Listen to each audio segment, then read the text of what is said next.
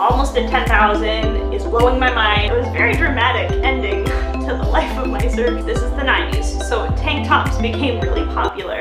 Hey guys, welcome back to my channel. I'm Jordan and this is Common Thread. Common Thread is a channel where I share DIY, mostly sewing projects, thrifting, and a little bit of lifestyle content. So if that interests you, I would love if you would hit that subscribe button down below or ring the bell, or both preferably. Since I posted my last video though, there's a few more of you than before. So actually right now I think at the time of filming we're at about 9,400, which is insane.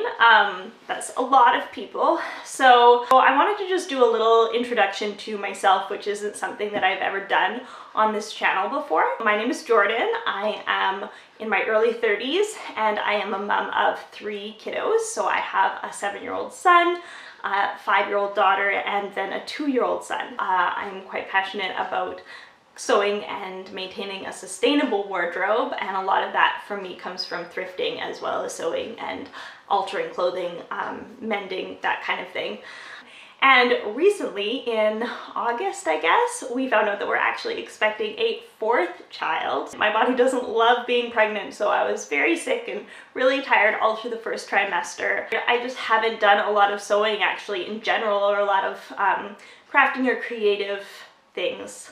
And I've just found recently that I'm finally able to sort of get back into that, and it is so good, you guys. It's so healthy for my soul. So I'm just excited to be back, and I'm excited to be creating more content for you guys. So when I say that I haven't been sewing a lot, there's actually a couple of other things that happen that have added to that. My sewing machine kind of exploded, my serger specifically. So I plugged it in and there was a bang, and then there was smoke coming out of the back. It was a very dramatic ending to the life of my serger. And I took it in to get it fixed. They couldn't, so I'm actually currently without a serger. But I did recently make this sweater, which I love. Now this fabric was actually sent to me by Sitka Fabrics. I'm gonna link their store down below, and I'll see if I can link the specific fabric, because it is like a cozy cotton waffle knit fabric, and I actually chose to make the Devon dress. I think it's called the Devon dress. It's in Seamwork.com, which I'll link down below for the pattern for that. And it is so nice and so cozy. And I sewed the whole thing with a zigzag stitch. So if you don't have a serger, this is attainable for you too. I will try and insert a video here of me wearing it. But it is so cozy and so nice, so I just want to give a quick shout out to Sitka Fabrics. They're actually local to Vancouver Island, so if you're from Vancouver Island, definitely go and check them out. If you're not from Vancouver Island, you should still definitely go and check them out. They have so many beautiful fabrics. It is actually a mama-run business as well, which I love supporting entrepreneurs who are balancing that life, similar to what I am trying to do currently. And I just wanted to go through a few questions that I got over on Instagram. If you're not following me over there, I will link that down below. It's _commonthread. Hi. And I have a little visitor coming to say hi. This is Olive. So Olive is my 5-year-old. And do you like when mommy sews, or do you not really like it? I love it. You love it. Oh, good. Okay. Okay, off you go. I love you. I love you too. Most of the questions that I got was when or where or how did you learn to sew, something along those lines. So thought I would just give you the little story of when little Jordan learned how to sew. I learned to sew when I was about 7 or 8 years old. It's when tank tops, this is the 90s, so tank tops became really popular. I remember wanting a tank top, like a spaghetti strap tank top, so badly. So I snuck into my mom's sewing room, and somehow, I guess at that point I knew the basics of using the machine from previous lessons, but I sort of drafted up a tank top out of this like blue and pink and orange like plaid fabric, but it was a cotton woven fabric, so there was no stretch to it whatsoever. Eventually my mom came in and didn't freak out at me, which is really kind of her. But instead she sat me down and we made a little, it was gray and white stripy spaghetti strap tank top, and I can totally picture that fabric still. So that was really my first sewing project, and from there I remember as a kid being really interested in sewing. I sewed little dolls for my best friend at the time for Christmas one year.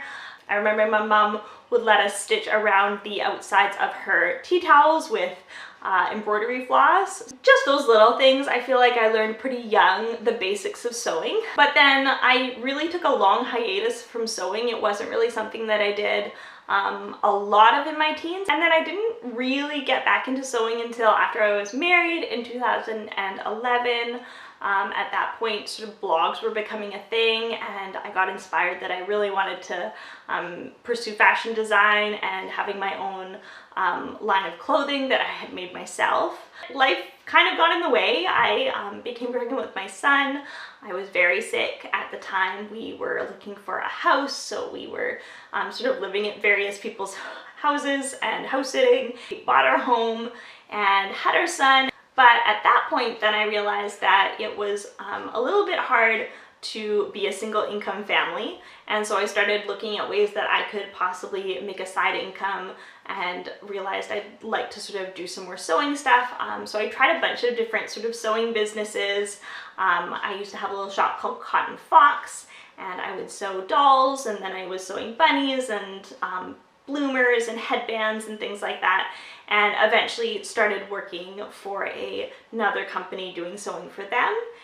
So that, in an enormous nutshell, is how I learned how to sew and how I got to this sort of stage of my sewing journey where I am mostly sewing for myself. The other main question that I got is just where I'm getting finding inspiration right now. And honestly, right now, as I'm just getting back into my Sojo, the Constant Closet over on Instagram, she was pregnant, I think about this time last year.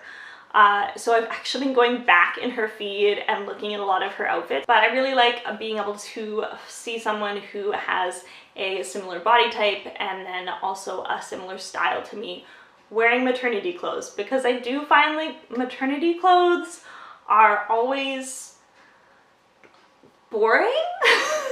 Because maternity clothes I find very uninspiring. I have thrifted almost my entire maternity wardrobe this time. Sewing a maternity wardrobe isn't really the most sustainable option, just because you're only wearing it for such a short period of time.